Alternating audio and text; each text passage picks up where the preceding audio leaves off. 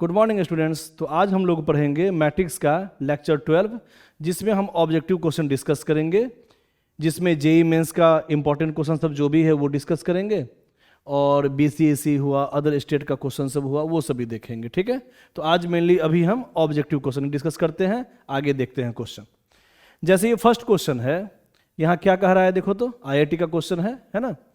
If P is a 3x3 matrix, P कोई 3x3 matrix है जिसका ऑर्डर दिया हुआ है 3x3, और P का transpose is equal to 2P plus identity matrix, ये दिया हुआ है ना। PT का मतलब यहां लिखा हुआ है ट्रांसपोज ऑफ P, और I का मतलब 3x3 का आइडेंटिटी मैट्रिक्स है। Then there exist a column matrix X is equal to this form which is not equal to 0 0 0 matrix, है ना। मतलब X और Y और Z और तीनों का वैल्यू 0 नहीं है, तो हमको बताना है P मल्टीप्लाई X का वैल्यू। यही क्वेश्चन है, काफी इंपॉर्टेंट क्वेश्चन है। कैसे बनाया जाए, तो इसमें कुछ खास वैसा क्वेश्चन नहीं है भारी, बस ये याद रखना है कि P दिया हुआ है कि 3x3 मैट्रिक्स है ना, और P का ट्रांसपोज इक्वल टू दिया हुआ है 2P प्लस I। तो सबसे पहले ये इक्वेशन दिया हुआ है, इसको हम लोग सॉल्व करते हैं, अपने कुछ ना कुछ रिजल्ट आएगा। ठीक है, ध्यान देना। तो P दिया हुआ है 3x3 का मैट्रिक्स, तो कुछ मान लो, 3x3 मैट्रिक्स कोई मान लो, एलिमेंट मान लो ABC है, DEF और GHI मान लिए, कोई मैट्रिक्स है। अब आगे इक्वेशन दिया हुआ है P का transpose is equal to 2P plus I। ठीक है, बनाते हैं। ठीक है, तो P का ट्रांसपोज, इसका ट्रांसपोज करो, तो ट्रांसपोज का मतलब क्या बताए थे, रो को कॉलम वाइज लिख दो, फर्स्ट रो को फर्स्ट कॉलम में लिखो, सेकेंड रो को सेकेंड कॉलम में लिखो, और थर्ड रो को थर्ड कॉलम में लिखो। इज इक्वल टू 2P, है ना। 2 से P वाले सारे एलिमेंट में मल्टीप्लाई होगा। जब भी कोई मल्टीप्लिकेशन होता है किसी मैट्रिक्स फॉर्म में, तो उस कांस्टेंट से सारे एलिमेंट में मल्टीप्लाई होता है। तो क्या क्या आ जाएगा, 2 से सब में मल्टीप्लाई करेंगे तो 2 से करेंगे मल्टीप्लाई सब में, तो 2A 2B 2C, है ना। 2 से सब में मल्टीप्लाई कर दो, क्योंकि जब भी मैट्रिक्स फॉर्म में किसी कांस्टेंट से मल्टीप्लाई होता है तो सारे एलिमेंट में मल्टीप्लाई होगा।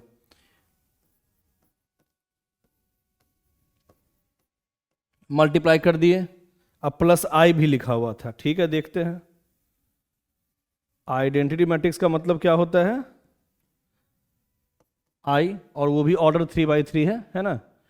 तो आइडेंटिटी मैट्रिक्स हो जाएगा 1 0 0 0 1 0 0 0 1, क्योंकि आइडेंटिटी मैट्रिक्स का मतलब होता है जिसके डायगोनल्स का सारा एलिमेंट 1 हो, बाकी सारा एलिमेंट 0 हो। ठीक है, अब क्या किया जाए, इतना बराबर, अब इसको जोड़ के लिख दो। जोड़ेंगे कितना आएगा, 2A plus 1, 2B plus 0 2B ही आएगा, और 2C plus 0 2C, 2D plus 0 2D, 2E plus 1, और यहाँ 2F प्लस 0 2F। ठीक है, 2G प्लस 0 2G लिख दो, 2H प्लस 0 2H, और 2I प्लस 1 2I प्लस 1 लिखना पड़ेगा। ठीक है,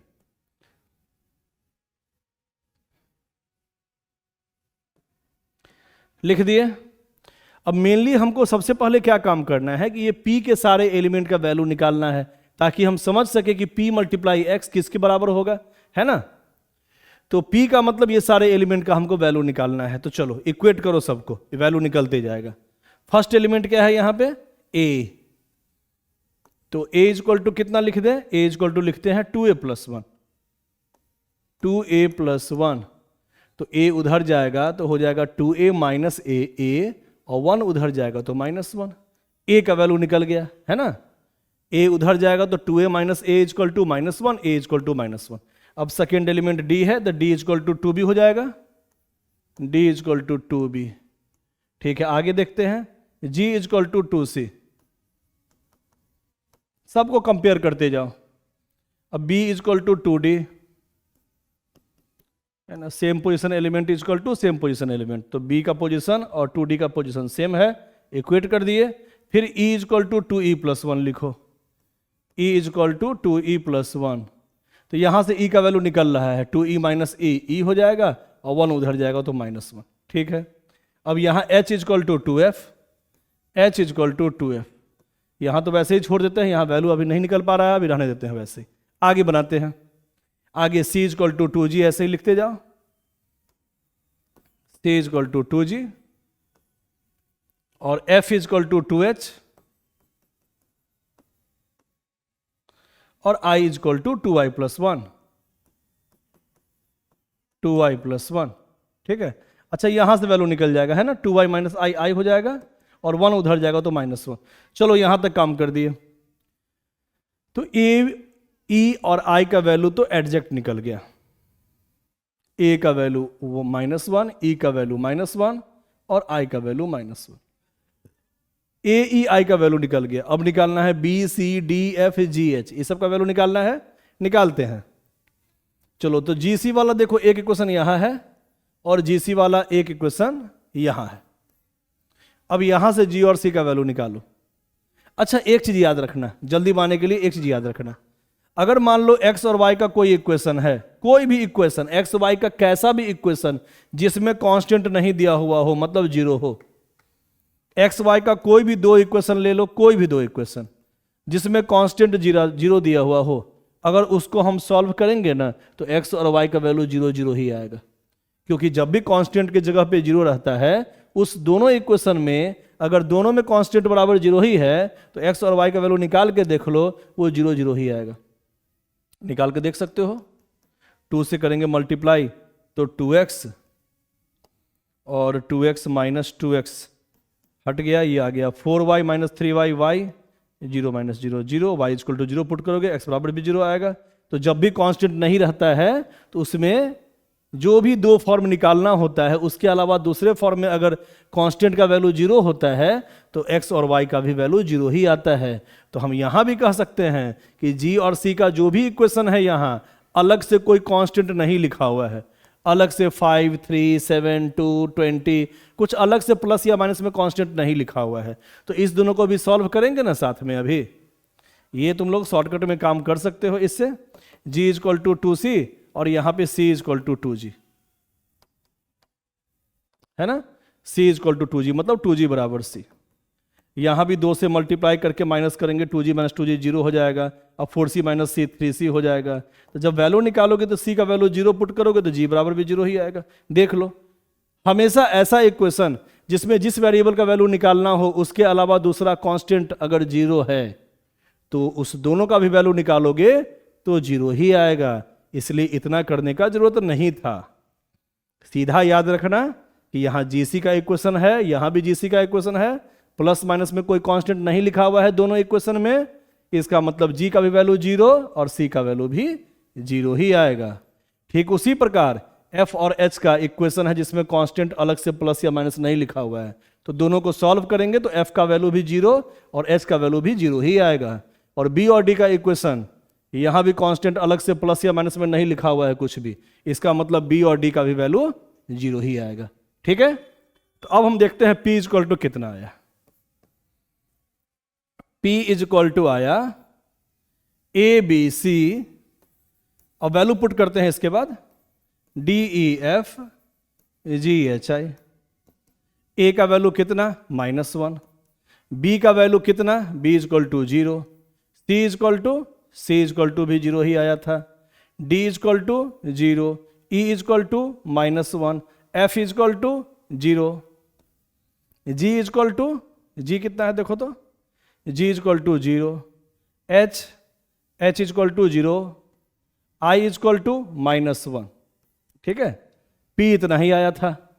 अच्छा एक काम करें, इसमें से -1 कॉमन ले लें, -1 कॉमन लेंगे सब में से तो आ जाएगा 1 0 0 0 1 0 0 0 1, जो कि आइडेंटिटी मैट्रिक्स है, मतलब -1 इंटू आई, इसका मतलब ये हो गया -i, -1 इंटू आई माइनस आई। ठीक है, अब निकालना क्या था p इंटू एक्स, निकालना था p into x, p into x. तो p तो आ गया -i और x कोई मैट्रिक्स फॉर्म है, तो हम लोग जानते हैं कि आइडेंटिटी मैट्रिक्स को किसी दूसरी मैट्रिक्स से मल्टीप्लाई करते हैं तो i हट जाता है, मतलब -x हो जाएगा आंसर, है ना। आइडेंटिटी मैट्रिक्स को किसी भी दूसरे मैट्रिक्स से मल्टीप्लाई करेंगे तो दूसरा मैट्रिक्स आ जाएगा और आई हट जाएगा, है ना। ये प्रॉपर्टी में लिखवाए भी थे, आई मल्टीप्लाई एनी मैट्रिक्स वही मैट्रिक्स होता है, लिखवाए थे -x। आंसर हो गया डी। बहुत इंपॉर्टेंट फॉर्म था। ठीक है, आगे बढ़ते हैं। हाँ, अब ये क्वेश्चन कैसे बनेगा? बीसीएसई का इंपॉर्टेंट क्वेश्चन है ना, बिहार कंबाइंड इंजीनियरिंग का जो एग्जाम होता है उसका ये इंपॉर्टेंट फॉर्म है। और वैसे इस टाइप का फॉर्म तो आईआईटी में भी आता है, जेई में भी आता है ना। तो कैसे बनाया जाए, ध्यान देना। हमको निकालना है यहाँ a plus B plus C plus D का वैल्यू। तो सबसे पहले जो इक्वेशन है उसको थोड़ा सॉल्व करें, अपने आप समझ में आएगा क्या करना है। ठीक है, तो a plus I to the power क्या लिखा हुआ है, a plus I to the power 50 minus 50a is equal to ABCD। तो a प्लस आई कितना होगा, इसको हम साइड में बनाते हैं थोड़ा सा। a प्लस आई, a कितना दिया हुआ है, a दिया हुआ है सर 0 अल्फा 0 0 प्लस i का मतलब आइडेंटिटी मैट्रिक्स। चलो इस दोनों को जोड़ो तो कितना हुआ, फर्स्ट को फर्स्ट से जोड़ो, 0 plus 1 1, alpha plus 0 alpha, 0 plus 0 0 और 0 प्लस 1 1। ठीक है, a प्लस आई का पावर 1 हम निकाल के देखें। हमको निकालना है पावर 50, है ना। तो जरा पावर 2 भी निकाल के देखो तो 2 पावर का मतलब a प्लस आई 2 बार मल्टीप्लाई, तो a प्लस आई एक बार इसका वैल्यू ये है ना। तो a plus I into A plus I, A plus I का वैल्यू इतना है, a प्लस आई का स्क्वायर का मतलब a plus I into A plus I, A plus I का वैल्यू ये है तो इतना मल्टीप्लाई इतना। करके देखो मल्टीप्लाई कैसे करते हैं, मल्टीप्लाई रो से कॉलम वाइज करते हैं हमेशा। तो इस दोनों से इस दोनों में करेंगे तो 1 प्लस 0 1 होगा। अब इससे इसमें करो तो 1 into alpha alpha plus alpha 2 alpha. अब सेकेंड रो से करो फर्स्ट कॉलम में तो 0 प्लस 0 0। अब इससे इसमें करो तो 0 प्लस 1 1। ठीक है, तो कुछ अंतर दिखाई दे रहा है इसमें और इसमें। हाँ सर, जब पावर 1 है तो यहाँ 1 अल्फा, जब पावर 2 है तो यहाँ 2 अल्फा। अब बाकी तीनों सेम है ना। सीरीज पकड़ना है कैसा फॉर्म चल रहा है, क्योंकि a प्लस आई का पावर हमको 50 निकालना पड़ेगा, है ना। तो a plus I to the power 3 भी करके देख लो। चलो 3 भी करके देख लो। इसका मतलब हम कह सकते हैं ना a प्लस आई का whole square into a plus I, ये भी कह सकते हैं, पावर 3 है तो जल्दी बनाने के लिए। तो a प्लस आई का स्क्वायर निकाले हुए हैं 1 2 अल्फा 0 1 और a प्लस आई आया था ये फॉर्म, वैल्यू हम पुट कर दिए, फिर से मल्टीप्लाई करो तो 1 प्लस 0 1 ही आएगा, इससे इसमें करो तो 1 into alpha alpha plus 2 alpha 3 alpha आ जाएगा, इससे इसमें करो मल्टीप्लाई 0 प्लस 0 0। अब इस दोनों से इस दोनों में करो तो 0 प्लस 1 1। तो देखना ध्यान से, 2 में 2 अल्फा हो जाता है, पावर 1 में 1 अल्फा, पावर 3 में 3 अल्फा। मतलब जितना पावर उतना ही अल्फा, बाकी तीनों का तीनों तो चेंज नहीं हो रहा है, सेम वही आ रहा है 101 101 101। इसका मतलब a plus I to the power 50 कितना हो जाएगा, सेम फॉर्म होगा, बस यहाँ 50 अल्फा लिखा जाएगा, है ना। यहाँ 50 अल्फा लिखा जाएगा क्योंकि 3 में 3 अल्फा था, 2 में 2 अल्फा था, तो 50 में 50 अल्फा, बाकी तीनों तो 101 ही था, लिख दिए इसका वैल्यू। तो ये सीरीज देख के हमको समझ में आ गया कि 50 वाले में 50 अल्फा जाएगा। ठीक है, माइनस 50a। अब 50 इंटू ए, तो 50 से a वाले फॉर्म में मल्टीप्लाई करो। तो कैसे मल्टीप्लाई करते हैं किसी एलिमेंट से पूरे फॉर्म में, 50 से सब में मल्टीप्लाई कर देते हैं। 50 into 0 0, 50 into alpha 50 alpha, 50 into 0 0 ये 0।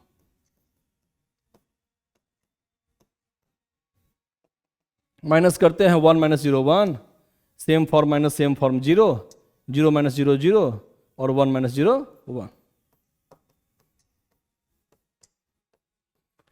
ठीक है, तो a का वैल्यू कितना आया, a इज इक्वल टू 1 आ गया, b इज इक्वल टू 0 आ गया, c इज इक्वल टू 0, है ना। Same position element is equal to same position element, और d इज इक्वल टू 1। अब a plus B plus C plus D बताना है, जोड़ के देख लो कितना आ रहा है, a plus B plus C plus D, चारों को जोड़ो 2 ही आएगा, आंसर डी। ठीक है, आसान था। आगे बढ़ते हैं। हाँ, ये तो आसान क्वेश्चन है, बनाओ कैसे बनाया जाए। If a is equal to this form or b is equal to this form, then the element of third row and third column in AB will be।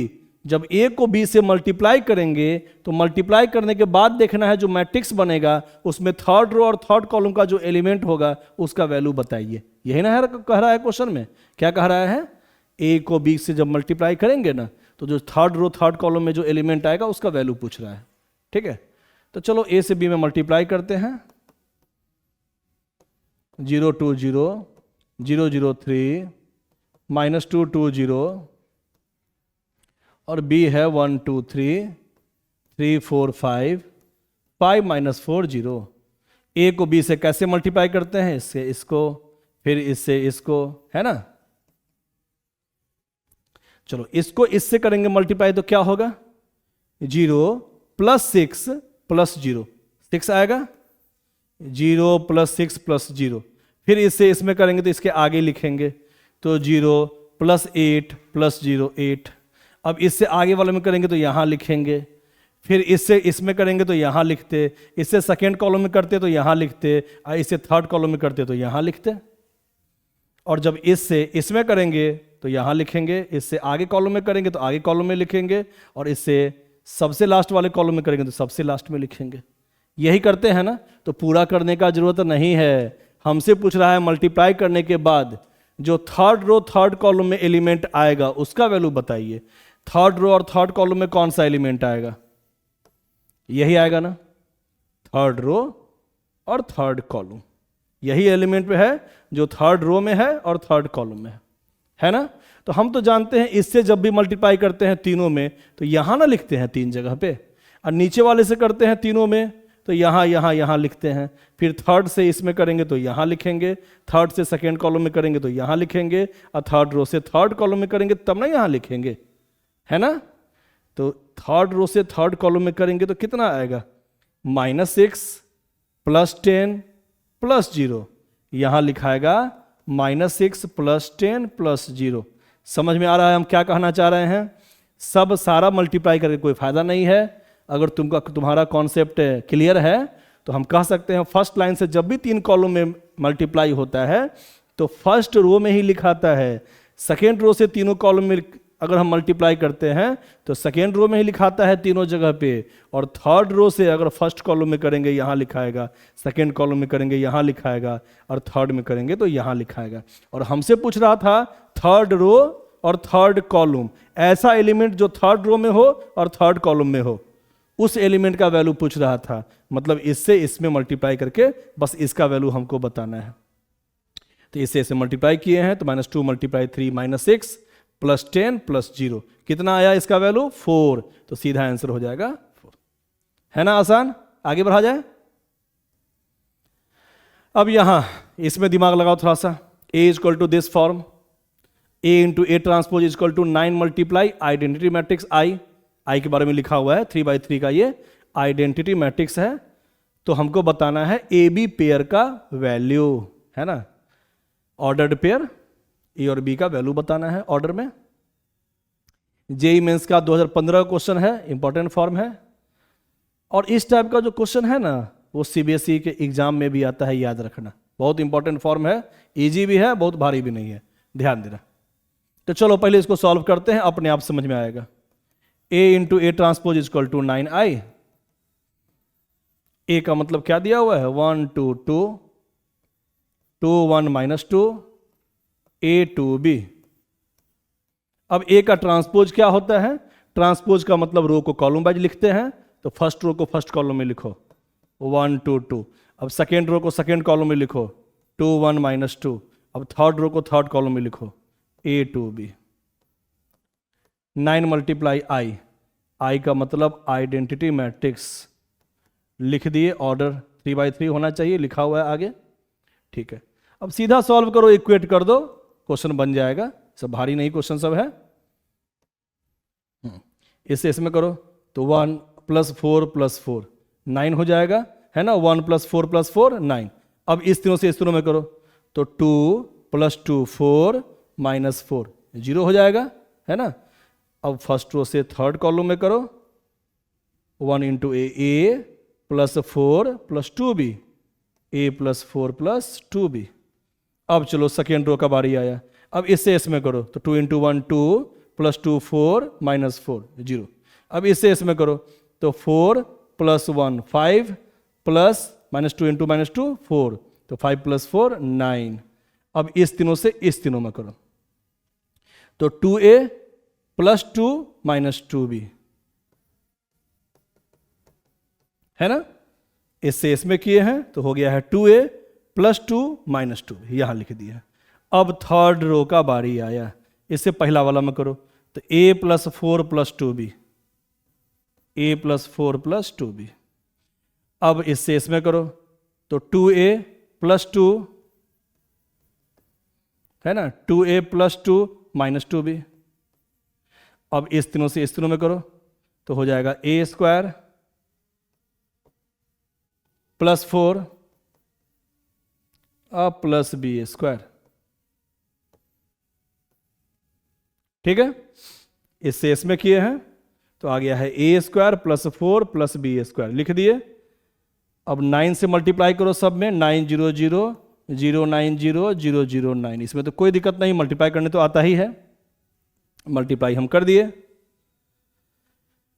हाँ। अब सीधा इक्वेट कर दो, जो आसान पड़ रहा है उसको इक्वेट कर दो, है ना, जल्दी क्वेश्चन बनेगा। तो हमको a और b का वैल्यू निकालना है यहाँ पे, तो चलो अभी इसी को इक्वेट करते हैं। This form is equal to 0, तो आ गया a plus 2b plus 4 is equal to 0, है ना, a प्लस 2b प्लस 4, ये फॉर्म इज इक्वल टू 0। इसका मतलब a plus 2b is equal to कितना आया, -4। और देखो तो a b का कोई डिफरेंट इक्वेशन है, ये इक्वेशन ले लो चाहे ये इक्वेशन ले लो, बात बराबर है। 2a plus 2 minus 2b is equal to 0, तो 2a plus 2 minus 2b is equal to 0। यहां से आ गया 2a minus 2b is equal to -2, दोनों को सॉल्व कर दो। a plus 2b is equal to -4 और 2a minus 2b is equal to -2, दोनों को प्लस करेंगे तो a प्लस 2a हो जाएगा 3a इज इक्वल टू -6, तो a इज इक्वल टू -6/3 -2, यहां रख दो -2 तो b भी निकल जाएगा। ठीक है, a plus 2b is equal to -4, 2b is equal to a उधर जाएगा तो -a -4, -a कितना हो जाएगा, माइनस माइनस प्लस 2 हो जाएगा, 2 - 4 हो गया -2, तो 2b is equal to -2, b is equal to -2/2 -1। तो a का वैल्यू -2 और b का वैल्यू -1, a का वैल्यू -2 और b का वैल्यू -1। कौन सा ऑप्शन हो जाएगा, a का वैल्यू कितना आया है -2 और b का वैल्यू -1, तो ये डी ऑप्शन हो जाएगा। ठीक है, -2 -1। आगे बढ़ा जाए, अगला question, out of the following A skew symmetric matrix, कौन सा इसमें स्क्यू सिमेट्रिक मैट्रिक्स है, तो ये तो हम लोग डायरेक्ट जानते हैं। सबसे पहला चीज कि स्क्यू सिमेट्रिक मैट्रिक्स में डायगोनल्स का सारा एलिमेंट 0 होना चाहिए। सर ये तो एक ही ऑप्शन में दिया हुआ है, और क्या क्या पढ़े थे हम लोग स्क्यू सिमेट्रिक मैट्रिक्स में, 1 2 जिसका रैंक हो वो 2 1 पे होना चाहिए अपोजिट साइन के साथ, aij is equal to -aj, है ना, ये वाला फॉर्म यहां होना चाहिए, ये वाला फॉर्म यहां, ये वाला फॉर्म यहां, लेकिन अपोजिट साइन के साथ। तो 4 का अपोजिट साइन -4 सही है। जिसका रैंक 1 2 हो, 1 2 का मतलब फर्स्ट रो सेकंड कॉलम का एलिमेंट, ये फर्स्ट रो और सेकंड कॉलम का एलिमेंट है, वो 2 1 पे होना चाहिए माइनस के साथ, है ये यहां पे होना चाहिए माइनस के साथ, 1 3 वाला इसका रैंक 1 3 है, फर्स्ट रो थर्ड कॉलम, और ये 3 1 इसका रैंक है, थर्ड रो फर्स्ट कॉलम। तो 1 3 वाला 3 1 पे होना चाहिए माइनस के साथ, क्योंकि स्क्यू सिमेट्रिक मैट्रिक्स का मतलब हम लोग जानते हैं aij is equal to -aji, है ना, aij और -aji सेम होना चाहिए। मतलब जो भी पोजीशन, अगर मान लो इसका पोजीशन 1 3 है तो वो 3 1 पे ही होना चाहिए लेकिन माइनस के साथ। इसका पोजीशन है 2 3, a2 3 second row third column, वो 3 2 पे होना चाहिए लेकिन माइनस के साथ, तो -6 में लगाएंगे माइनस तो +6 बन जाएगा। और हम लोग जानते हैं कि स्क्यू सिमेट्रिक मैट्रिक्स में डायगोनल्स का सारा एलिमेंट 0 हो, इसका मतलब एक ही ऑप्शन हो ही सकता है। ठीक है, आगे बढ़ते हैं। अगला क्वेश्चन आईआईटी का क्वेश्चन है, इंपॉर्टेंट फॉर्म है, कैसे बनाया जाए। P is equal to this form, Q is equal to दिया हुआ है, और 3 by 3 मैट्रिक्स सच दैट इतना बराबर आई, तो इसका वैल्यू बताना है। देखते हैं क्या कह रहा है। ठीक है, Q बराबर पहले देख लो क्या कह रहा है। Q इज इक्वल टू ये कौन सा फॉर्म है, QIJ। ऑर्डर इसका दिया हुआ है 3/3। इसका मतलब क्या हुआ है ना, पहले हमको ये बताओ, हम Q जो इतना लिख दिए हैं, इस एलिमेंट में इस फॉर्म का मतलब क्या होता है। इसका मतलब होता है ये IJ उसका पोजीशन है, Q के फॉर्म में एलिमेंट लिखा हुआ है, Q11, Q12, Q13, Q21, Q22, Q23, Q31, Q32 और Q33। ठीक है,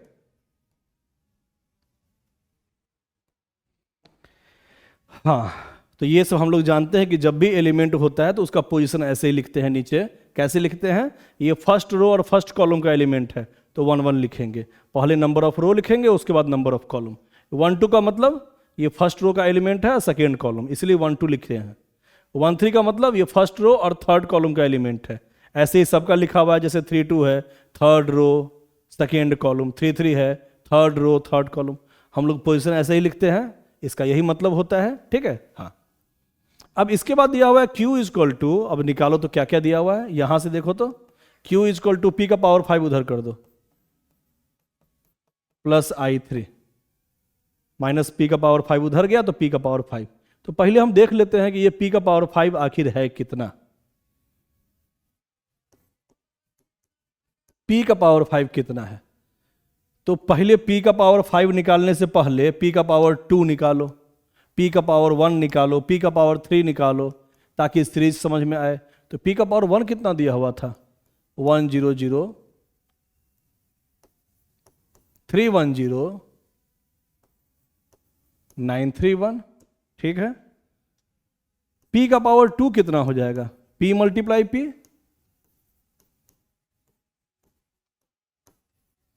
P मल्टीप्लाई P।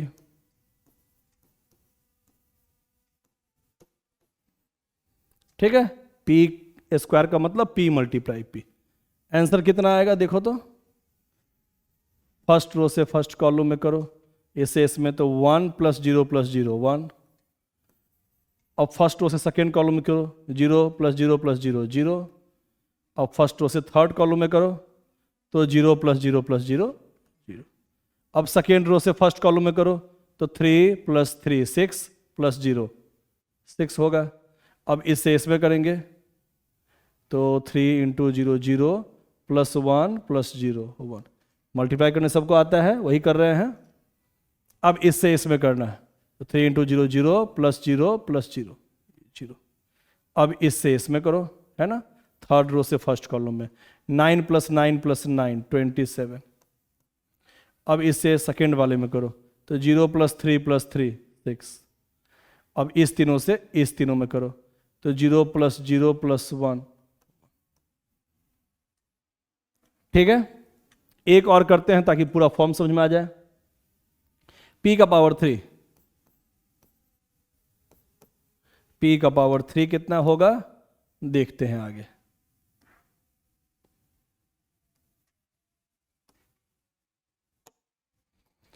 P का पावर 3 को लिख सकते हैं P² × P। P स्क्वायर कितना था, 1 0 0 6 1 0 27 6 1। P स्क्वायर लिख दिए इंटू P था 1 0 0, यहां से देख लो 3 1 0 9 3 1। मल्टीप्लाई करते हैं, है ना, मल्टीप्लाई करो फिर से फर्स्ट रो से फर्स्ट कॉलम में तो हो जाएगा 1 + 0 + 0 1। अब इससे इसमें करो तो 0 + 0 + 0 0। अब इस तीनों से इस तीनों में करो तो 0 + 0 + 0। अब सेकेंड रो से फर्स्ट कॉलम में करो तो 6 + 3 9। अब इससे इसमें करो तो 0 + 1 + 0 1 हुआ। अब इससे इसमें करो तो 0 + 0 + 0 0। अब इस तीनों से इस तीनों में करो 27 + 18 और +9 कितना हो गया 54। ठीक है, अब इस तीनों से इस तीनों में करो 0 + 6 + 3 9। अब इससे इसमें करो तो 0 + 0 + 1। अब देखना है ये किस फॉर्म पे चल रहा है। तो रिजल्ट तो ये आया था, ध्यान देना है, रिजल्ट ये आया था। अब ये कौन सा सीरीज चल रहा है, 9, 27, 54, ये तो समझ में नहीं आ रहा है। तो चलो हमको P5 निकालना ही पड़ेगा इसका मतलब, तो निकाल ही लेते हैं P का पावर 5। अच्छा, P का पावर 5 को लिख सकते हैं ना, P का पावर 3 इंटू P का पावर 2। तो P का पावर 3 कितना है, 100, 910, 5491, और P का पावर 2 कितना है, 100, 610, 2761। देखो यहाँ सीरीज नहीं पकड़ा रहा है कि ये 9, 27, 54 कौन सा सीरीज चल रहा है, इसलिए यहाँ एक फॉर्म बस अब बचा हुआ है P का पावर 5, ये एक बार में हो ही जाएगा, तो काम कर ही लो, है ना। मल्टीप्लाई करेंगे तो हमको एकदम एडजेक्ट समझ में आ जाएगा इसका वैल्यू क्या है। चलो मल्टीप्लाई करते हैं। अब फर्स्ट रो से फर्स्ट कॉलम में करो फिर से, तो आ जाएगा 1 + 0 + 0 1। फर्स्ट रो से सेकेंड कॉलम में करो तो आ जाएगा 0 + 0 + 0 0। इससे इसमें करो 0 आएगा, इससे इसमें करो तो 9 + 6 15, अब प्लस 0, ठीक है। अब इससे इसमें करो तो 0 + 1 + 0 1 आएगा। अब इस तीनों से इस तीनों में करो तो 0 + 0 + 0 0, ठीक है। इसमें कोई कर लिए।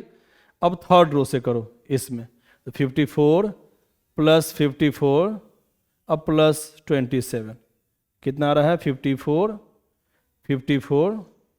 अब + 27, तो कितना आ गया, 54 + 54 + 27। अब जितना भी है चलो इससे इसमें करो तो 0 + 9 + 6 15, अब इससे इसमें कर लो तो 0 + 0 + 1 1, ठीक है। तो P का पावर 5 निकाल लिए। अब इसको जोड़ के लिख लेना, ये 108 हो गया, ये 27 हो गया, तो कितना हो गया 135। तो यहां पे जोड़ेंगे तो 135 आएगा, ठीक है, लिख लिए। अब जो वैल्यू कह रहा था यहां पुट कर दो। P का पावर 5 कितना आया था, 100, 1510, 135 15 1, और I3 का मतलब 100 010 001। इस दोनों को जोड़ लो तो 1 + 1 2 0 0, 15 + 0 15, 1 + 1 2 + 0 135, 15 + 0 15, 1 + 1 2। तो ये Q निकल गया। अब क्या हमको यहां निकालना है, Q21। ये Q21 का मतलब देख रहे हो, Q को हम लोग जब एलिमेंट के फॉर्म में लिखते हैं रैंक के साथ ऐसे ही लिखते हैं, तो हमको यहां निकालना है Q21 + Q31। Q21 और Q31 को जोड़ना है और बाई करके Q32 लिख देना है, ये है ना, नीचे लिख देना है। तो Q21 कितना आया था, 15। चलो पहले क्वेश्चन लिख दें, Q21 + Q31 / Q32, यही निकालना था। तो Q21 कितना आया, Q21 देखो यहां पोजीशन, Q को हम एलिमेंट के फॉर्म में लिखे हैं रैंक के जगह पे, रैंक के फॉर्म में। तो Q21 कितना आ गया, 21 था यहाँ 15, यहाँ रख दो 15। अब Q31 कितना है, 31 135। Q32 का मतलब 15 आ गया, इसका वैल्यू 15 कितना आया, 150/15, 10 आ जाएगा आंसर 10, ठीक है। आगे बढ़ते हैं। अब इस क्वेश्चन को कैसे बनाएं, पहले खुद से दिमाग लगाना थोड़ा, है ना, उसके बाद हम ये बताएंगे अगले क्लास में, ठीक है। ये पहले खुद से दिमाग लगाना आसानी है, पहले Q का वैल्यू निकाल लेना और उसके बाद देखना यहां पे कैसे सेट करेगा, ठीक है। तो ये हम बताएंगे अगले क्लास में। आज के लिए इतना ही, ओके, थैंक यू।